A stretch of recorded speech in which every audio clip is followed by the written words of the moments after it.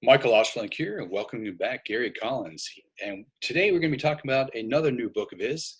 It is this one, Living Off the Grid, What to Expect While Living the Life of Ultimate Freedom and Tranquility.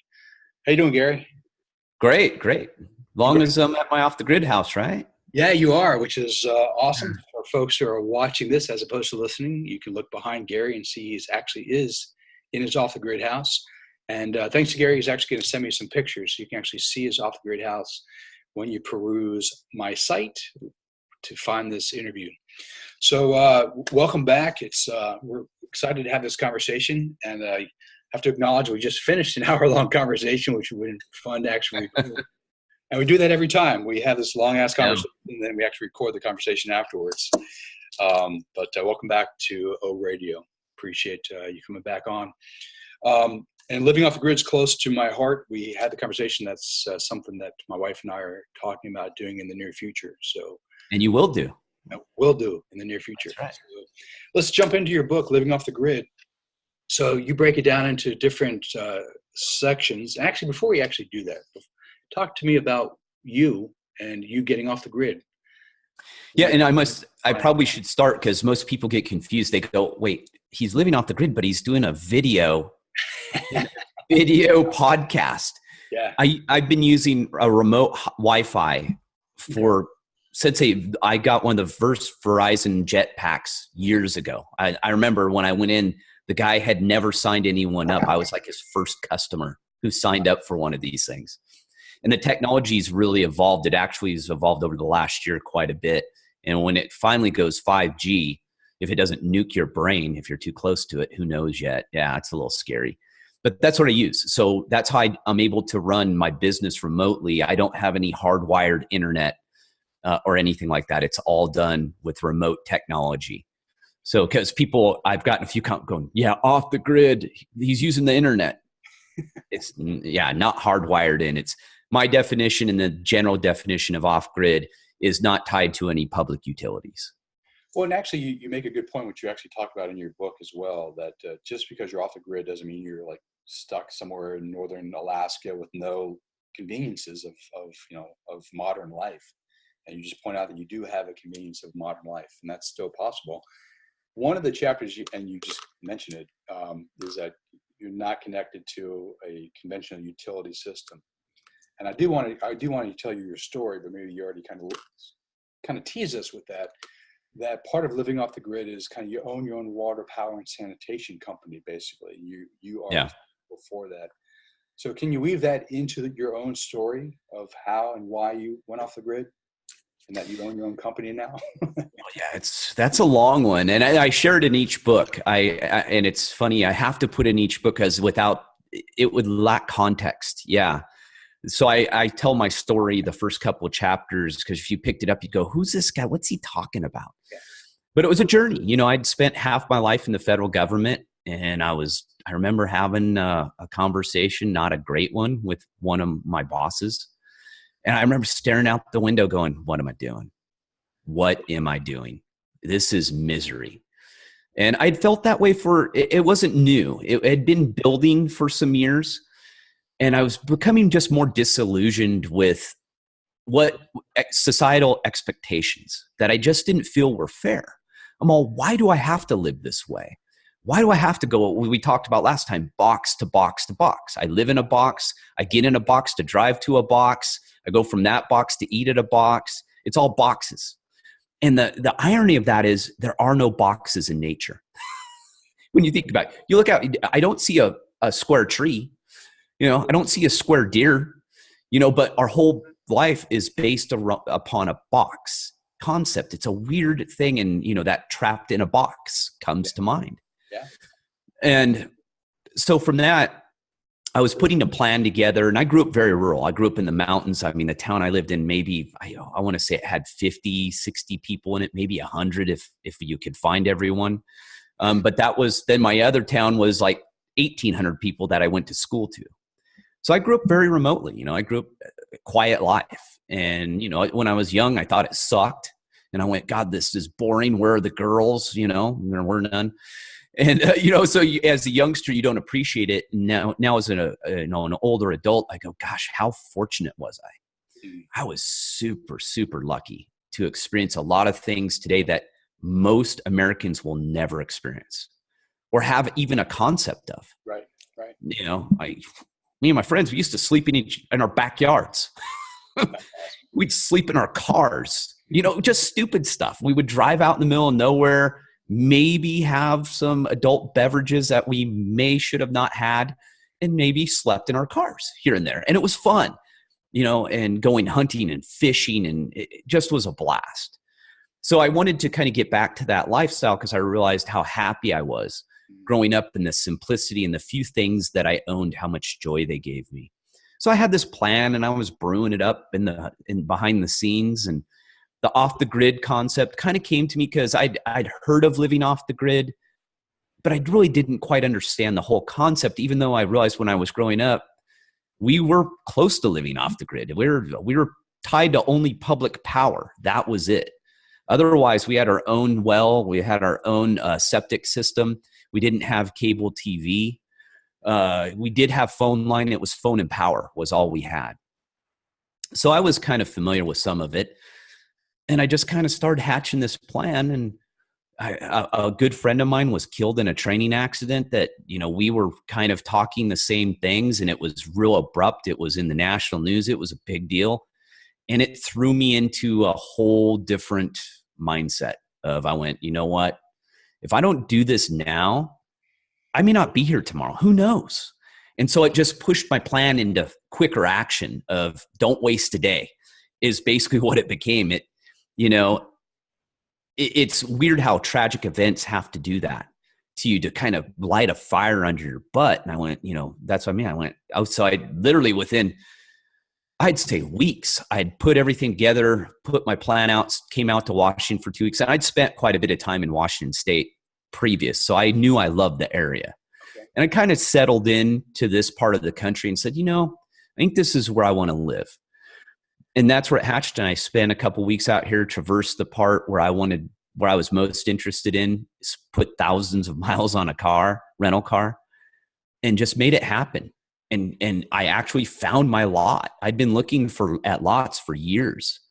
And I finally found the lot, just bought it, hatched a plan, undeveloped land. There was nothing here. And I had to learn from scratch and put all this together. It was a learning experience. I mean, there was no books out there that I was reading that was helping me. There was no one holding my hand. I just had to figure it out. And luckily I had some building experience. I'd remodeled houses. Real estate was a side hustle of mine in the government. So I had my real estate license for 8 years. I'd flipped some houses, owned apartment complexes. So I was fairly handy. I wasn't a complete boob like most of us are today. I had a few skills, not a lot. I had to learn a lot on the fly. And that's basically how I did it. I mean, but it was a larger evolution. I sold my house in 2010, lost a big chunk of money. It was a life decision. Moved more remotely, lived in a 1-bedroom, would consider a teeny home cottage. Went from there, moved into my travel trailer. I still live in my travel trailer to this day, half the year. When it gets to winter, I'm out of here. I take off. It's just my property's pretty difficult to get in and out of in the winter. It's snowmobile in, park your car below kind of thing. It sounds like fun to some, but to me, that's just not my thing. But I love it up here. Absolutely love it. So yeah, that's how this whole plan kind of pieced together. But people have to realize too, this pieced together over this is a decade plus now from the very beginning of the hatching of the idea to where I'm at today. This did not happen overnight. Well, luckily for our viewing or listening audience, your trials and errors, a lot of errors, learning lessons for them. They don't necessarily have to go through the same trials and errors.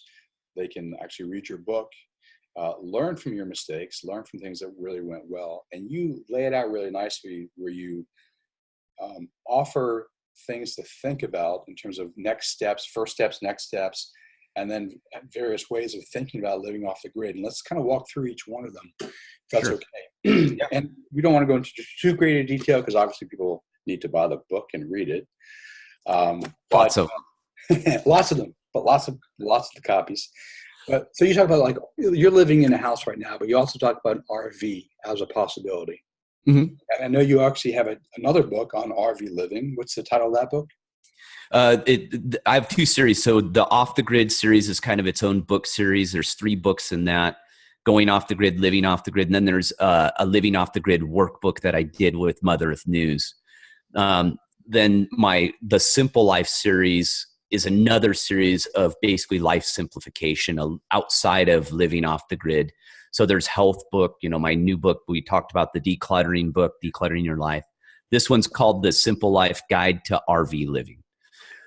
It's about my experience about RV living. And the reason I did it that way and talk about it is because a lot of people who will go off grid in the beginning will live in an RV because it's the cheapest, easiest way to go.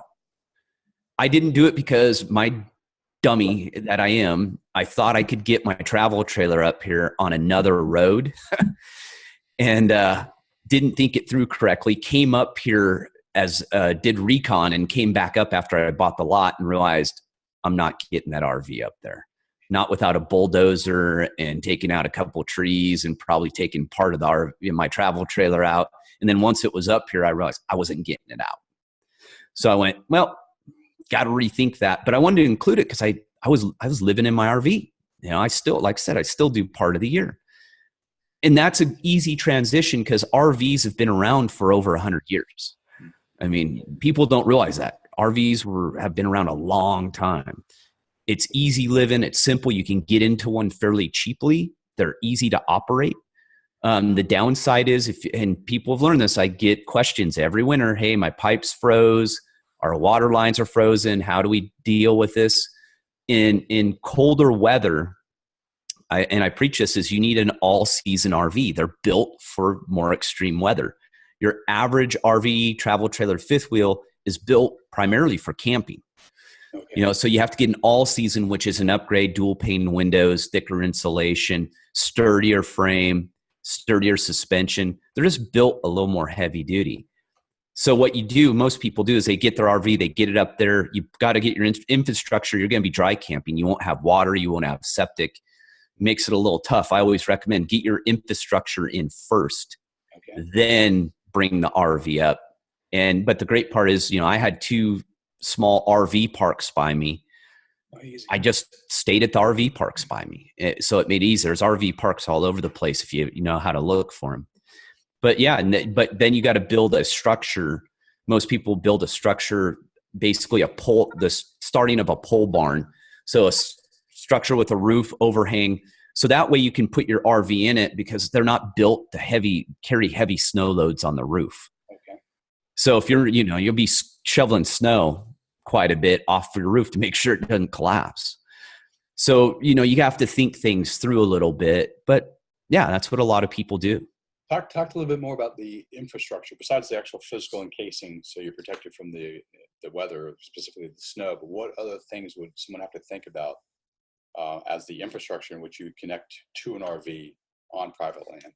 Yeah, well, and it works all in part of building your house. If you're going to build a house, I know people who live off grid who have never built a house. They just live in their RV, and once they want a new one, they upgrade to a bigger RV. Because anyone who's seen some of the new RVs, I'll start with some of the new fifth wheels.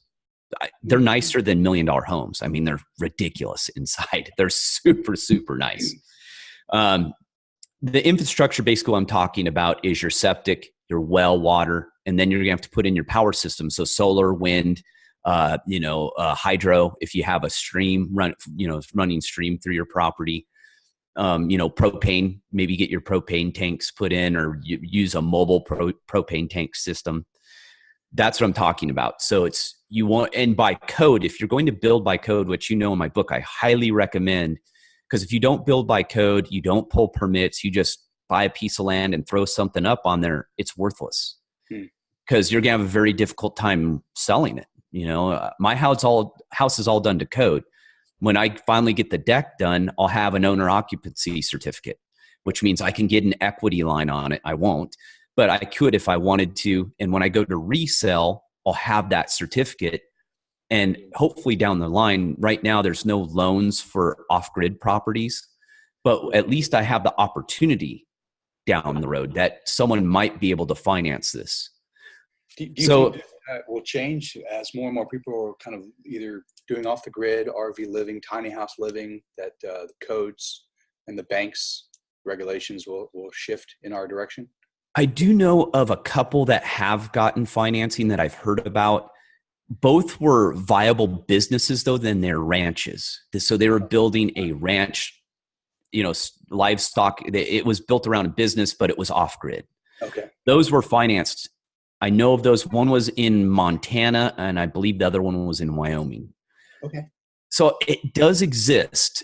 It's just, I looked high and low when I first started, and I'm very glad I did not do that I did not finance this. And I'm actually writing the financial freedom book we were talking about before this, where I have a huge chapter on mortgages and financing homes. And people will be shocked that the average home in America, you lose money on. Even though you think you gain, when you break the numbers out, every American loses money on their home. That's false information. I had to actually do the math on this years ago to figure this out. And I went, everyone tells me the American home is the dream. And I broke the numbers on it. I went, the numbers don't add up. I went, it's not adding up. And I'll have a whole chapter of a lot of math. Yeah. on that. When that book comes out, we'll have you back on, because I want to kind of do a deep dive into that one, because there's a lot of myths, which you do bust in all your books. And that's an important one I think we need to pay attention to. Well, yeah. And I consider myself, halfway financial savvy. And even I did things very wrong. And it's because I wasn't thinking for myself all the time. I was letting the system think for me, which is a huge problem we were talking about. So by doing it this way, what I did is I built parts. So I did part of my infrastructure. My well was my most expensive piece. So the first year, and without water, I make a joke, you're dry camping. You have a very expensive camping spot if you don't have water. So you're gonna have to hand haul water, and some people do. But if you live in the mountains, hauling water is a pain in the butt. And again, you're only going to be able to do it part of the year because the roads are mucked out. You have snow. So it makes your life a lot more complicated. And as you know, being the simple life guy, I'm into making things simpler, not more complicated. Keep it simple. Yeah. So you want to drill your well, and that way get your budget. You get all your infrastructure done first, then you build your house. That makes the most sense. And that's what I did. And that's by code. If you do it through the county and you go and get your building permit, that's the structure they will make you do. Okay. Because they don't want someone just flopping a house up and then you have no septic system. Now, where's your sanitation going? Are you dumping it? That's why there's these rules in place. And don't get me wrong, it's bureaucracies, and someone has their hand out, but they're also there for a reason as well. It's not all bad. Right. So, your own water, power, you said propane is a possibility, wind is a possibility, solar is a possibility, and then obviously sanitation, get rid of your crap. Yeah. And I mean, I'm not some people use composting toilets and they don't set up any septic. I looked into composting toilets and I wrote about it in my book, Going Off the Grid. Those things are super expensive. They look like you're on a throne. I mean, it's funny that, the funny statement is I'm on the throne. These ones are like the size of a throne. They're huge. And you have to piss in a little bucket on the side, little container and you got to empty. I went, no. I don't want to do this. And it was just about the same price for me to put in a normal gravity fed septic system as it was going to be to buy 2 of those toilets. Oh. So I went, why would I even go that route? And some people do that. They use a bucket and sawdust and they have an outhouse, and that's, you got to check too. Outhouses are actually illegal in a lot of places. You just can't throw up oh yeah. Wow. Sanitation laws, you got to pay attention. Not to say that people don't do it, but how would you feel if I'm at the top of the mountain and you live below me? How would you feel to know that I have no sanitation system? And when water runs over or overflowing, and where's shit go? Downstream. You know what I Yeah, mean? You have to think of I'm it that way. in that case. Yeah, yeah. There's a reason why the Romans and why we've found sanitation, high level sanitation systems that are thousands of years old. There's a good reason for that. Makes sense. Yeah, that's for sure. Yeah, so you have to be a good neighbor too. You just don't want to be squatting out in your backyard and your neighbor's looking up going, oh boy, can't wait for the next rain. I know what I'm getting. That's So, correct. yeah. And not only that, but uh, gravity fed sanitation's been around a long time. All Yeah. right, so we have you're running your own corporation of sorts, water, power, sanitation. Yep. Talked about RVs. One of the other things you talk about is tiny houses. It's Yeah. something my wife and I talk about. Love those shows, watching them, but you're a little critical of them. Talk a little about tiny houses and your thoughts around them. And I have two sides to that. I'm not against tiny homes, and there's two different definitions. So a tiny home can either be what we're more familiar with, which is one on a moving chassis, basically, wheels, and you build it on this rolling chassis, moving chassis. You build a home on it. The other definition is a house, 500 square permanent structure, 500 square feet or smaller. Okay, teeny home, basic. Well, a 500 square foot house is no different than a normal house. They call it a teeny home. It's a small house. That's all it is. It still has the same stuff. But on the teeny home mover, the rolling chassis, that's a different animal. So you buy this chassis, or you buy them. There's a bunch of companies that do them right now.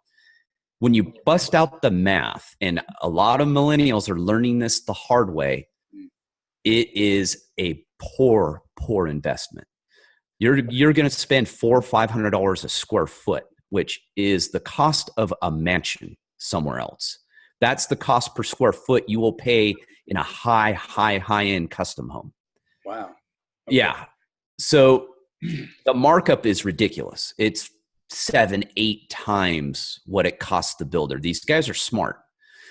So another problem is they're very heavy, top heavy. They're very difficult to move. You have to get them, if you're going to put them on the road, they have to be registered and have to be inspected and okayed by the motor vehicle division.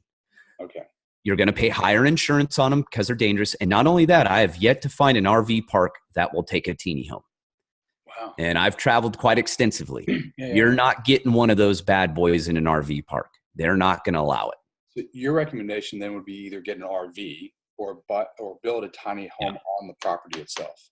Well, or if you're going to go the tiny home rolling chassis side, do it yourself. Create it as a project because it will cost you far less, and it's going to teach you the skills you're going to need to build the home if you plan to do a lot of the building on your own. Okay. So why not cut your teeth on a smaller, simpler project?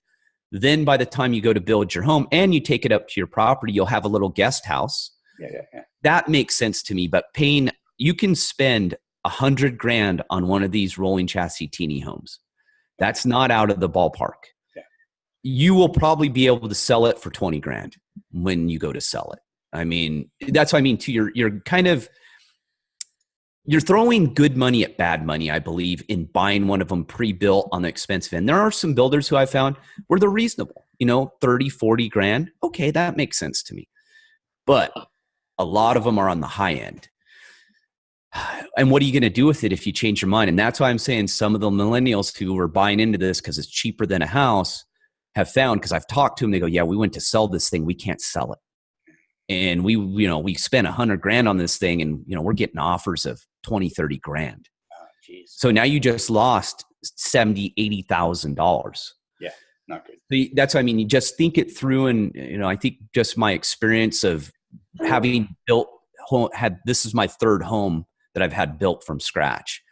So I have a little more experience, and I understand the numbers a little bit better in the construction industry, how it works. Not to say I'm a construction expert by any sense. But when I saw the trend, I went, ooh, this doesn't make sense. I crunched the numbers. I went, no. RV, easy to sell. And you can buy a good used travel trailer for $10,000. Wow. Yeah. And actually, that's a new segue to another section of your book, right there. Yep. The right vehicle. Yes. Actually, pull your home. Yeah, I learned this one the hard way. Yeah, and you told that story. Talk to me, like what do we need to be thinking about as we go buy a vehicle to pull our home. Yeah, and that's part of the mobile lifestyle. And a good example of that is trying to tow one of these teeny homes. One of those teeny homes, most of them weigh over 10,000 pounds. So you are not towing that thing with your Subaru Outback. You can try. It's dangerous, and you may kill yourself and kill your car in the process, but that's not the proper towing vehicle. And I had to learn. I started off with a Toyota Tacoma. I was living in the city. I was living in Southern California at the time. And that was the appropriate vehicle for where I was living and what I did. But towing a trailer, it was not. It worked, but I had a smaller trailer at the time. And I realized even my utility trailer, towing that thing fully loaded, that truck was just dying. It didn't have the power. So I went and bought a 1/2 ton after that. That worked okay, but I was beating it up. It just wasn't heavy duty enough for my property. To get to my property, I'm in 4-wheel drive every single day. Okay. So over half the year, my truck's in 4-wheel drive. So I eventually ended up buying a 1-ton diesel Dodge Ram, and heavy duty. And I've gotten some comments, oh, he bought a monster truck. He doesn't need that. He's killing the environment, this and that. Check with reality. If you're going to live this lifestyle, you need the proper tools. And that truck for me was the proper tool. And most diesels today are clean diesels. They run very clean. Trust me, I love the environment too. I live in nature. I do not want to dirty it up. That's not my goal at all. So it was the right vehicle for me, and I don't regret it at all. But if you're going to tow a trailer, I highly recommend, unless it's a ultralight, which is a lighter trailer, then you can use a 1/2 ton truck and you'll be fine. Anything above that, I would recommend a 3/4 ton to 1 ton. And I had a guy kind of throw this at me like, that's not what you need. I've been around hundreds, if not thousands, of RV people and nomadic living people. 90+% of them are using a 1 ton or 3/4 ton vehicle. Okay. I'm not out of the norm on this one.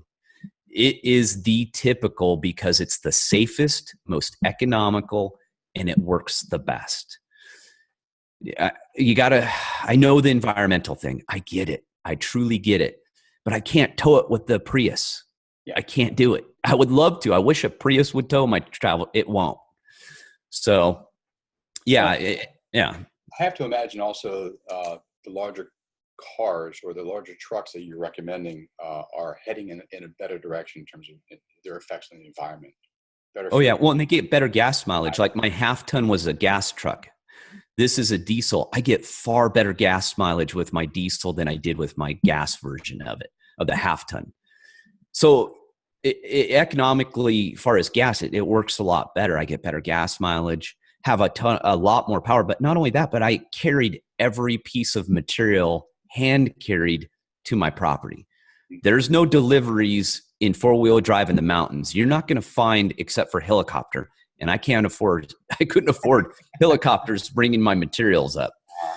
And you'll see that's why in Alaska, they spend most of their money trying to get the materials up there, because a lot of it's helicopters is how they have to get their materials up there. So yeah, it's just kind of figuring out what the right vehicle is for you. And it depends on the size of your RV. And that would be a 5th wheel and travel trailer. Obviously, if you have a class A, B, or C, that's a motorized RV. That's already self-contained. Right. So you don't have to tow that. So that's another option. Say you don't want to have a tow truck, a vehicle that will tow that. Well, then you get a class A, B, or C. But even them, they tow a car behind them because they don't want to drive their RV everywhere they go. So they have a car behind them. So it just depends what your needs are. Right. You just mentioned a few minutes ago that you've been around hundreds, if not thousands, of folks kind of in this space.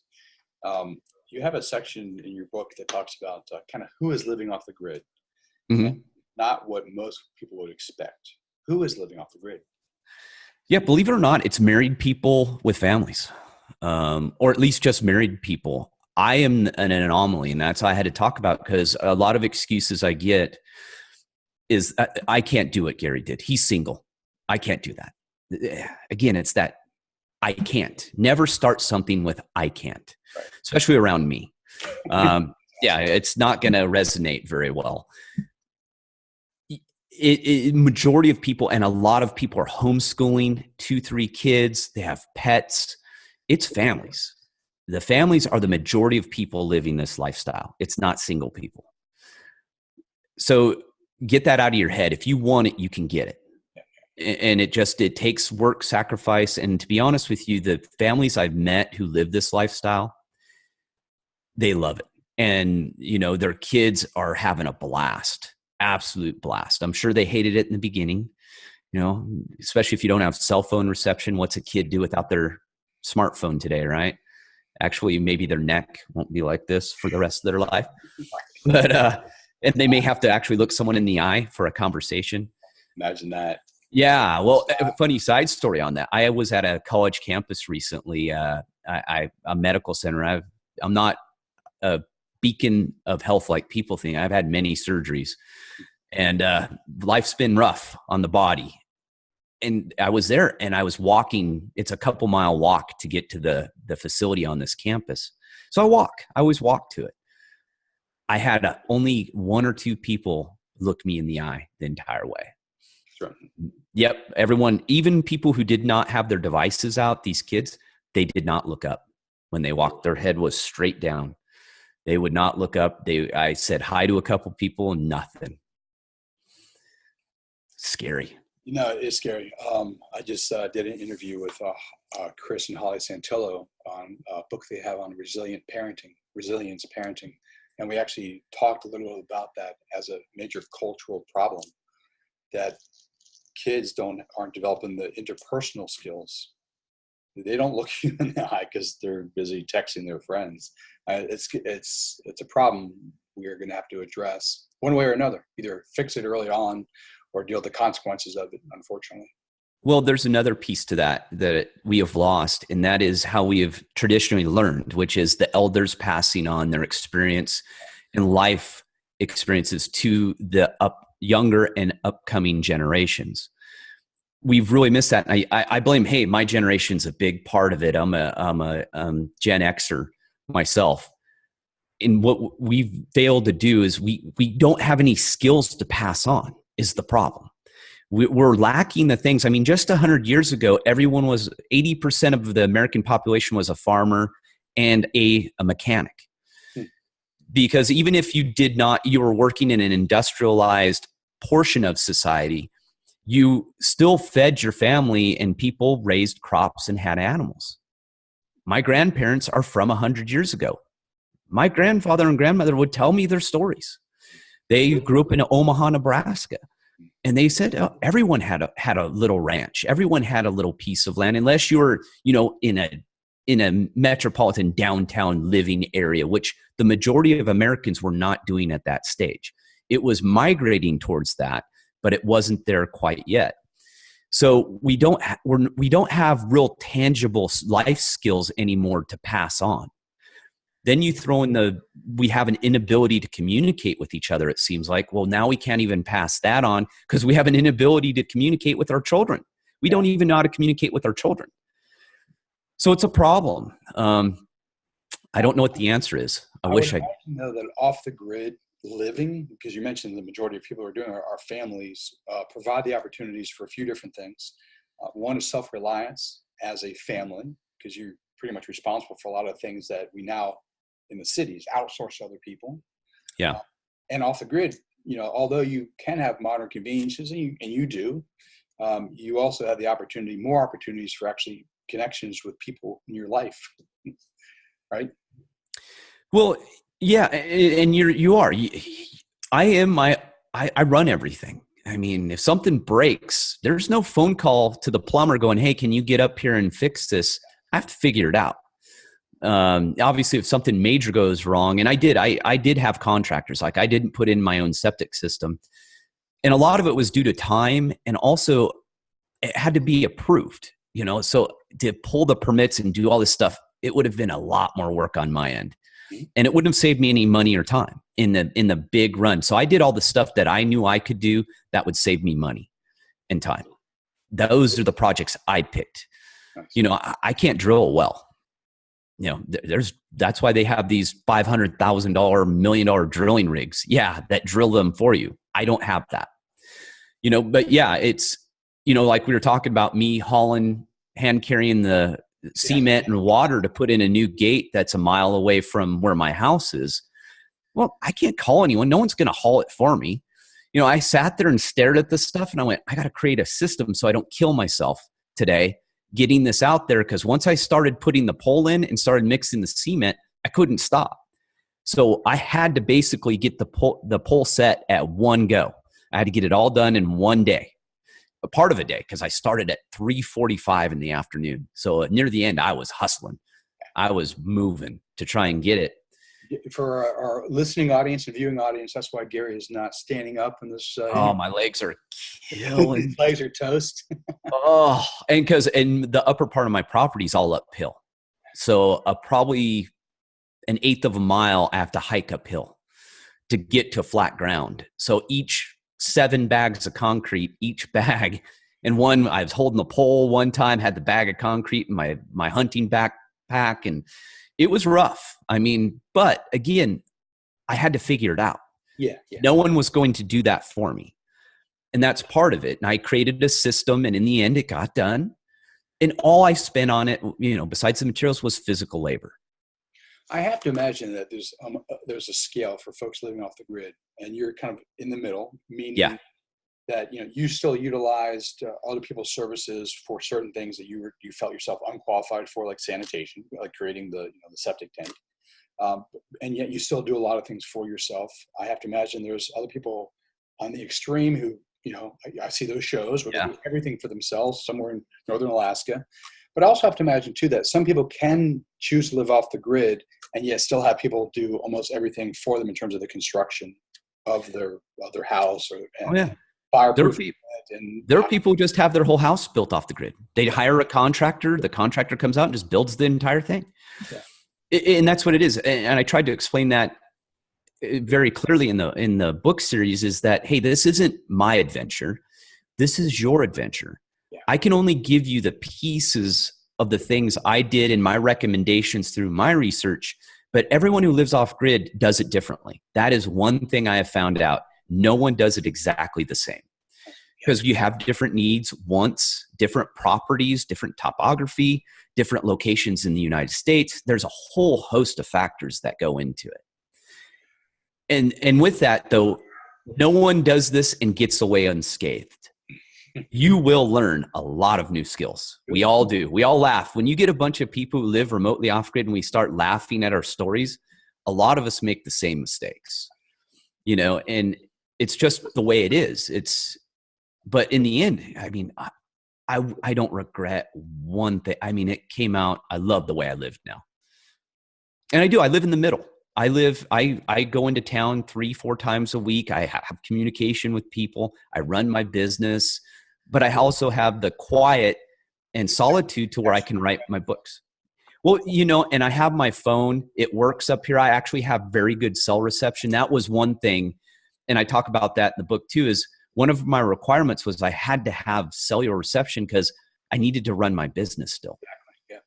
Yeah. Some people say, I don't need that to run my business. They create a business around items that they can sell either at, farmers markets, at, swap meets, and they set it up that way. There's so many ways to do it. That's awesome. Yeah. So 2 questions for you. Where can folks purchase your book and learn more about your work? Is one. They can go to my website, thesimplelifenow.com, and my books are sold. All of them are sold on Amazon. They're sold worldwide. So yeah, if you want it, you can find it. And second question. So let's say someone's like, this is something I'm really interested in exploring. I want to hire Gary as a consultant to talk me through the whole process. How might they get hold of you to do that? You have to fill out my form on my website, and you just go in there in the contact and you give me your information and say, hey, I'm interested in how much ever. I do it by hourly only. I don't do partial hours, and I do consulting by the hour. You just tell me, and I do business consulting, I do health consulting, I do off the grid consulting, life simply, I do quite a bit of different topics. Nice. But yeah, so you hit me up, you let me know, and we just schedule a time and we go through it. We go through your project and I tell you, what I think. I've had people ask me just how to find the land, how to start where I think, and here's another thing you need to realize too, though. I can't do the project for you. I've had people go, well, just give me the A to Z. Tell me what type of house I need to build. I don't know. I don't know. I can't, that's another thing is when you live this lifestyle, that's part of the self-reliance. Yeah. And it's not people's fault. I had this mindset too. I just wanted someone to do it for me. Right. Yeah. And you can't. This lifestyle, you can't. You're not going to find someone who understands your wants and needs and is going to build it and put it all together for you perfectly. You're going to have to figure that out. Well, let me encourage folks to check out all your books, but especially the one we just talked about today, Living Off the Grid. Do check out his website and learn all about his work. As he mentioned, decluttering, health, living off the grid, some books on RV living. Treasure trove of knowledge and wisdom. Gary, thanks for coming back on, and have to have you back on again when your new book comes out, hopefully in the very near future, that you kind of teased us about earlier. No, it will be done. It will probably be out mid-July. The editing deadline's already, everything's set. Nice. It's in motion. So this book will be done probably, if all goes to the way it should, mid-July. Well, we'll have you back on the summer of 2019. Thanks for coming in this time, Gary. Good to see you, man. Yeah, you too. Thanks for having me on, Michael.